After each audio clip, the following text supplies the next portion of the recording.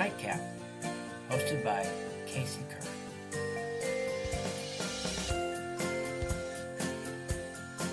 Hey there, I guess that's my go button. Go, we're live with Nightcap. I guess it wasn't. Believe it or not, I've only had 2 sips of my nightcap.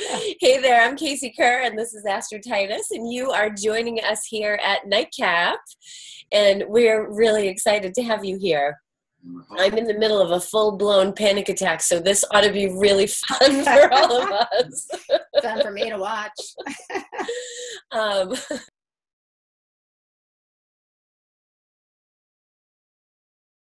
To make time for you, and I am unmuted by the host. Okay, good. The production team, there's been some disconnect between us and our awesome production team. We were just totally not ready for airtime tonight. But that's what makes this such an exciting experience. We're here to grow, to expand, to provide information to you about how you can grow, how you can get to your next level, whether that's in your personal life, your business, your career, your relationships, your relationship with money, any of those things. Your relationship with yourself. Your relationship with yourself, because that's really the core, and all of those other things that I just described come from that. Right. So, and that's really what we're talking about. It doesn't matter what your it is, what the desire is that you have. It all starts with a relationship with yourself. And so we're doing this show to provide you with resources and show you what expansion looks like in real time. You know, what it looks like to be up-leveling yourself from a level where you've outgrown it and you're ready for what's coming next. And making time for you is a huge part of getting to the next level, right? Would you say so? Yeah. So a minute ago, I was laughingly saying that I'm in the middle of a full-blown panic attack, but it's not really a total exaggeration. And that's what makes this an exciting experience, because tonight I was in my head. You know, in the last show that we did, I talked about how being grounded, being in your body, being in the moment is such a critical part of up-leveling yourself to, the next best version of you on your journey. And I had that experience tonight where I was not alone at any point during the day. I had a tiny window to take a shower and get ready to come down here and do this show and talk to you. And I was in my head the entire time. And all of a sudden, when I had to put my son to bed, I felt myself kind of crazy and scattered. And I was trying to think about what I wanted to talk about, what I wanted to say. And as a way of bringing myself back down to earth, or trying to, I got this instinct to reach out and hold my son's foot and his leg, and to just breathe into it and just close my eyes and just push all thoughts of everything else. Chiefly, what the heck am I going to say? What am I talking about tonight? How am I starting? Just push those thoughts right from my head by holding on to his foot for dear life. And I started to focus on my breathing, and I started to calm down. And then the doorbell rang. And my first instinct was, oh my God, and Jojo was dying to come down and say hello to Astra and see how she was doing. And I was resisting it. I was saying, no, come on, it's bedtime. I'm totally in my head, not paying attention to what's happening around me, realizing, like any, sane mother would, that you got to just let him say hello so he can get it out of his system and go to bed.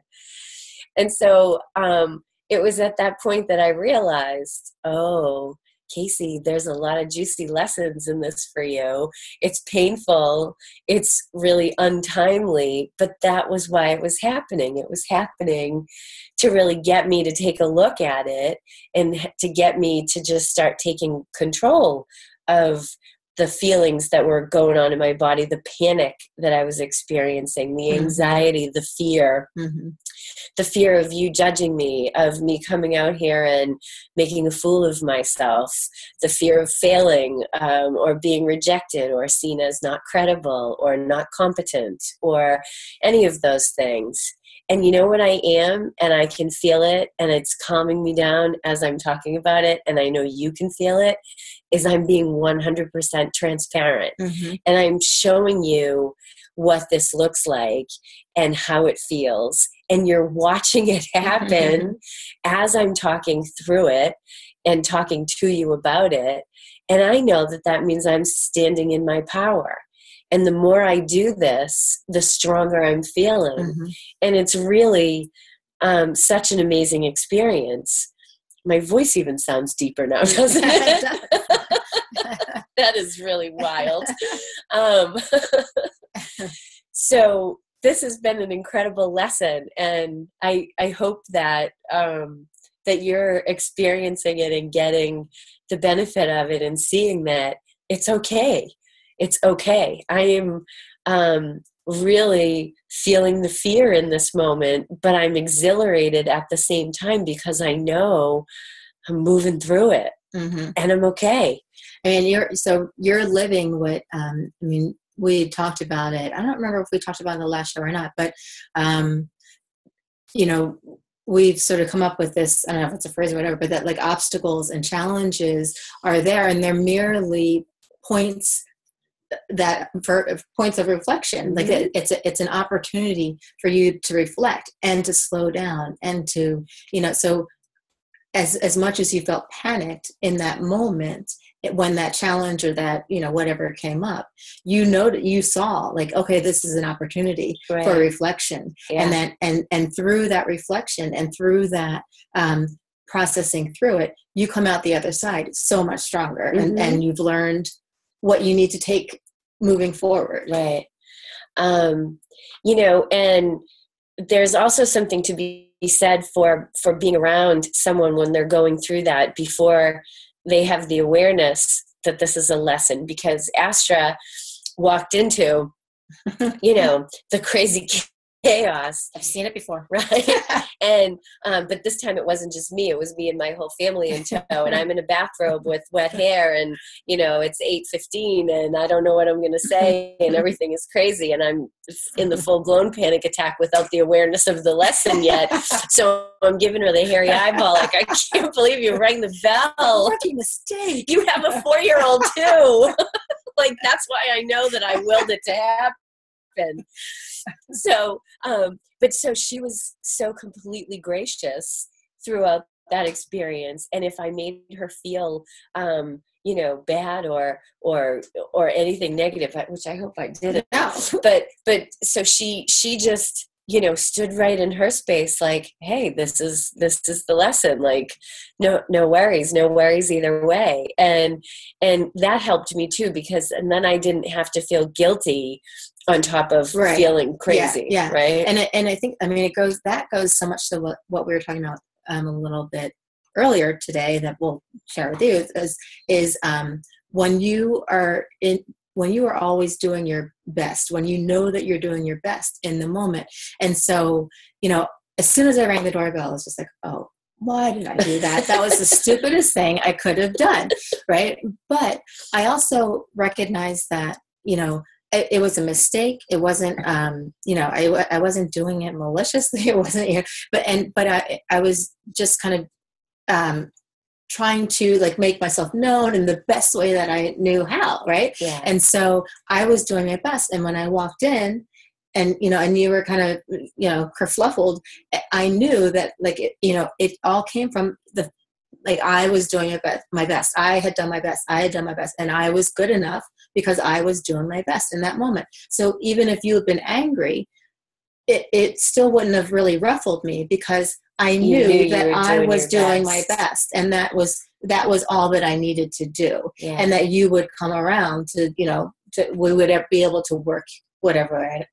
Right. But, and this relates to how you make time for you right now, because I had no choice in that moment but to take the moment to calm and compose myself and to just move into what I was doing. Granted, I had to do that like 3 or 4 times. I did it holding my son's foot, even though I knew that I only had 45 minutes and I had 75 minutes worth of stuff to do. It didn't matter. I knew that the most important thing in that moment was making the time to hold on to him and to make his bedtime experience be the best that it could be for him. This is all pre-doorbell. So this was panic attack number 1 before the second one. She's not going to let it go. I'm going to hear the point is, though, that like I wasn't just triggered once and carrying through with it. I was triggered. I was panicked. Yeah. And in the middle of that, I had to pull myself together. And then as soon as I started to pull myself together, I was triggered again and then had to pull myself together. And all doing this while I had wet hair and the clock ticking. And so the point is that it's not about the time on the clock. Right. It's about making yourself a priority.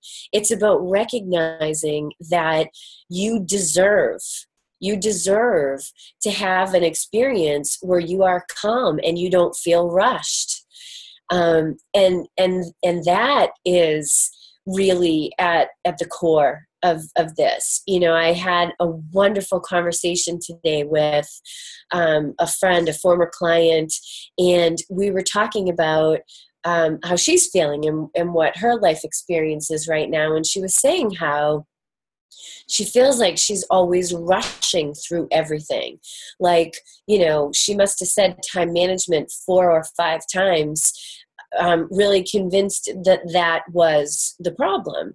And so that's what it looks like to her, because she doesn't have enough time to do all the things that she wants to do and needs to do. She doesn't have it. She always feels like, I can't take any more on. Mm-hmm. There's no time for anything more. You barely have time to get the stuff done that you have on that you have to do, right? Yeah. And things always have to give, right? There are always things that you're not getting to. I still haven't sent my Christmas cards out. I haven't even gotten the pictures together for the Christmas card yet. So some stuff, just kind of gets put off. But when the stuff that gets put off is you, replenishing yourself and your energy and your, and when I say energy, I don't even mean it in like a spiritual way. I mean like your physical energy and your emotional energy to be able to take in stuff that's going on around you. If you don't do that first and you don't make that a priority, then you're going to have lots more problems, right? Because you're going to be so burnt out that you'll get sick. And when you get sick, then you can't take care of other people. You can't take care of yourself. You can't do the actions, the activities that are on your list and keeping you so busy now. You can't do any of that. So it's important to make yourself a priority. Now, here's the thing. You already know that, right? Right. I was going to say, so now we need to find out, how do we do that? Because we all say that over and over, but we don't do it. And not only, and here's the why you don't do it. Because, and you've heard me say this before, there are programs that are running in the back of your subconscious that are telling you that you are not worth it. Mm-hmm. Now, how do you know if those programs are running in your subconscious? I'm going to tell you how. And this is a really cool way of checking. Do you feel like there's not enough of you to go around? Do you feel like you're not doing enough? Do you feel like you're not good enough yet? You're not ready enough yet? You're not organized enough yet? Like, you have it in you, it's possible for you, but you're not experiencing it yet. Mm-hmm. So you feel like, you're not satisfied right now with your status quo, with your circumstances, with what you're doing, with who you're being. If any of those resonated with you, then you have a relationship with lack, that you are not enough. You have a belief that says you are not enough. Like you just being, not doing, not giving, not sharing, not serving, not helping, just you being, that is not enough. So when you feel that way, it's impossible for you to make yourself a priority, right? Because anybody else who comes around to you, especially the people that you love, are always going to be your priority, because doing for them, helping them, serving them, teaching with them, sharing them, giving your stuff to them, your time to them, giving your all to them is how you fill your worth, right? That's what you're driven to do. That's why you're over sort of doing it and over giving of your time, and why you always come to the end and, there's no time left for you. So that's the piece of it that has to change for you. You can do all of the planning and organizing that you want, and it's not going to fix your time management problem, because your time management is not a time management problem. That's the symptom. Yeah. Your time management problem is really a me management problem. Yeah, exactly. And we didn't talk about this before. Yeah, no, so we were just right on the same. Like, that's exactly what it is. So that's really what it's about. So something that you can do right this minute to address this, that you can literally do with us, is that you can just take a moment, take a deep breath in, close your eyes, and just really sit with the idea that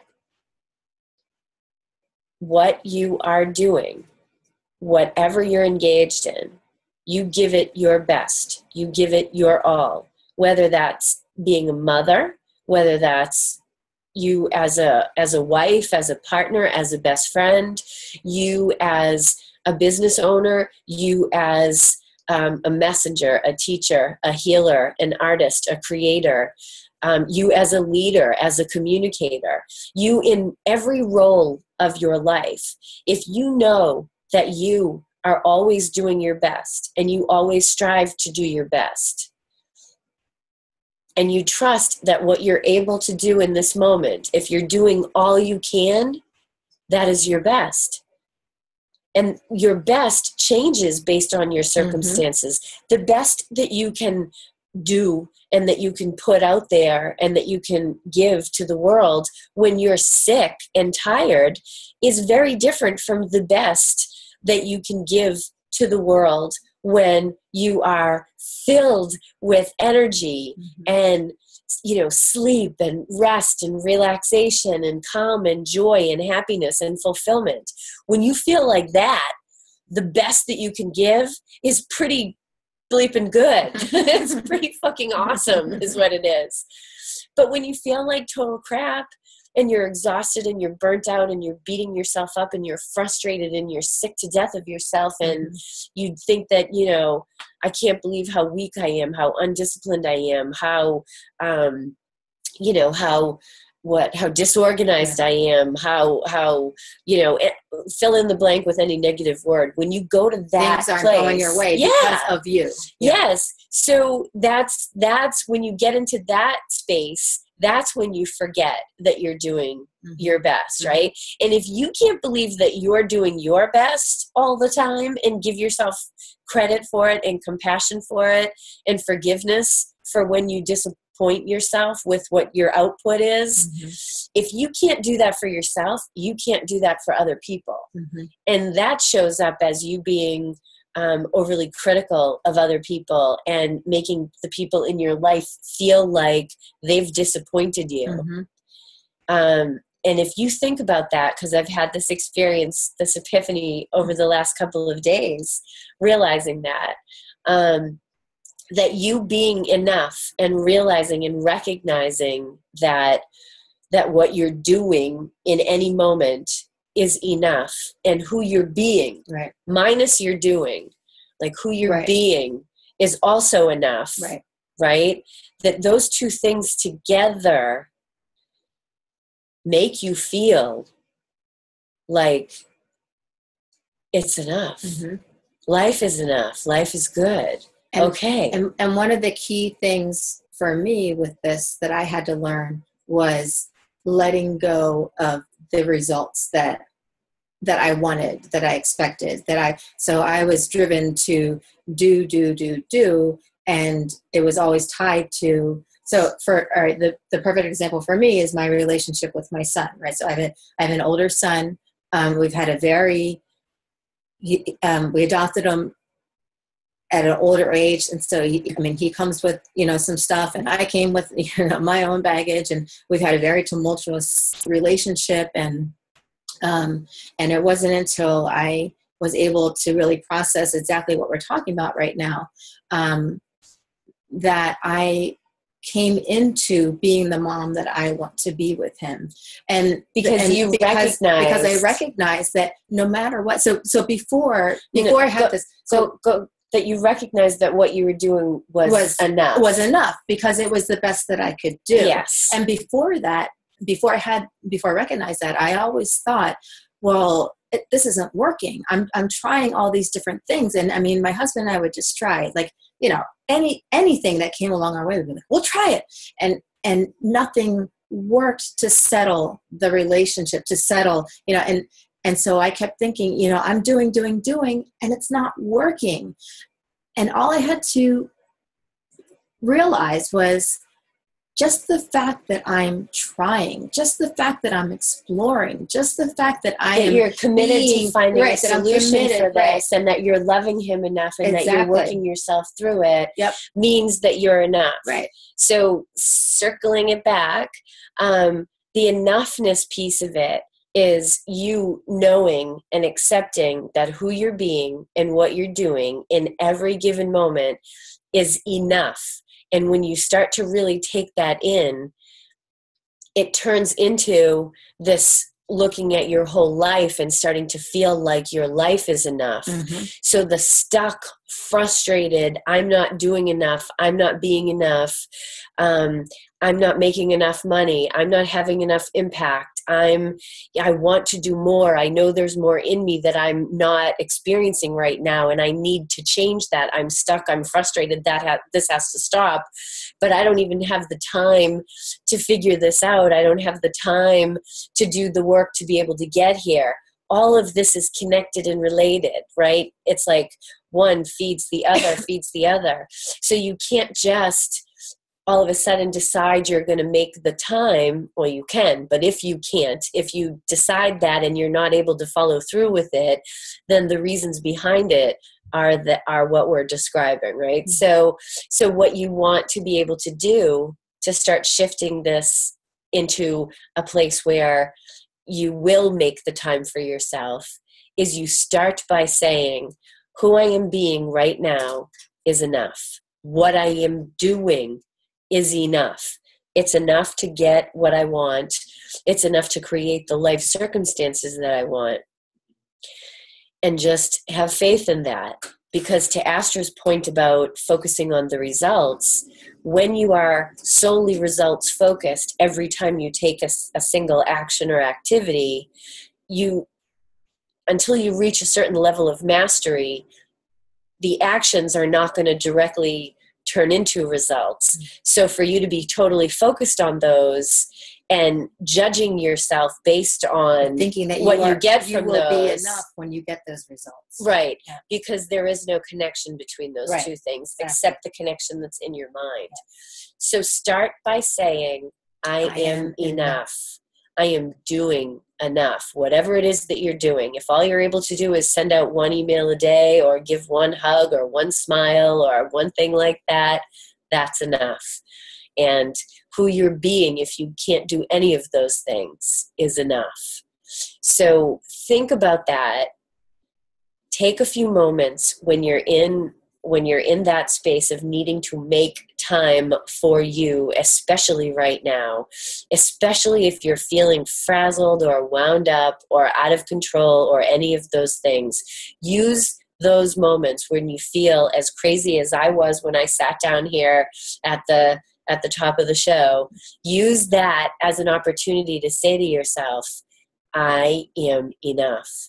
It doesn't matter what problem I'm trying to solve. I need to stop trying to solve the problem and just sit and be in this moment, knowing that everything I am is enough. And say that to yourself. And just by doing that, you're making time for you. And once you do that and you see the kind of calm it creates, you'll do it more often without trying to force yourself to do it, because you'll see that it's exactly what makes you able to then go out and be the kind of productive, energetic, organized, action-oriented, awesome badass that you have in you. We're all warriors. We're all warriors. We're all wing women, and I'm asking you right now, just go out and wing it. Wing it. Take a deep breath and just take that moment for yourself. It starts there. It starts there. So we're going to ask you, my call to action to you tonight is really to pay this forward, right? To take a look out into your community, to your girlfriends, to your sisters, to, your neighbors, to the people that you know, who are also having a hard time making time for themselves right now. Maybe because they don't have enough money, maybe because they don't have what they need, maybe because they don't have enough support. And this can be an incredibly difficult time of year. So, we keep talking about creating a community and welcoming more and more people into it. And so we're asking you to do the same thing. Join us in this endeavor and reach out. Let's take a look at the people around us who need our presence. And that doesn't have to be presents, gifts. I mean, our presence, who we are, our time. If you don't have a lot of money to donate, then donate something else. Donate your time. Donate some of the clutter in your house that's helping, to keep you feeling disorganized. Give somebody a coat. Take somebody's dog for a walk. Go sit with one of your neighbors who's by herself maybe and doesn't have family around. Don't make a gift at the holidays for Hanukkah or for Christmas and donate it in somebody's name, and then give that to your friend and let them know, hey, I did this for you. I made this contribution in your name to this cause that you love. And pay it forward. Let's all move forward and see how we can help to support each other. And if you, I would love for you to use the platform that we're building to help you to do that. So if you have businesses or causes that you would like to, draw more attention to, ones that are helping other people or are vehicles for people to help other people, then share it on our, on my Nightcap Facebook page. Let us know what you're doing, what you're all about, and how you're helping other people. We want to create a big platform that makes it a lot easier for you to stand up on it and get the attention of the people who are waiting to hear from you. So I told my childhood friend earlier today, I said, listen, right now I'm in the business of collecting as many smart and driven and, powerful, women as I can. And that's all of you, because you are enough. So come on board. That's what we're doing. We're collecting you. Yeah. As I said a couple of shows ago, you've already been called to action. If you're out there looking to develop yourself, to grow as a human being, as a woman, and you're looking to share your gifts with people and, help other people in whatever capacity you can. If you have a service that you offer, then we want to know who you are. We're building a team of people, and we're looking for people who have experience as transcriptionists, people who have experience or have businesses offer services in virtual assistants, specifically with social media, any kind of editing, sales funnel, all of that stuff. We're building a team of people. We're helping other people to create the kind of businesses that they want to and get the visibility that they need so that they can all reach, you can reach the audience who's out there waiting so desperately for what you have to offer. You've already been called to action. I'm calling you to arms. So send us your information. And if you're not in those kinds of services, but you have another service that you offer where you're looking to broaden your audience and offer your services to more people and you're having trouble with that, then let me know. Reach out to me on my Facebook Nightcap page and let me know who you are and what you're all about. And we'll share it. We'll share your story here. So until next time, thanks so much for joining us here on Nightcap. We love you. Bye, everyone. Mwah. Big kisses. You've been watching Nightcap here on New Earth International.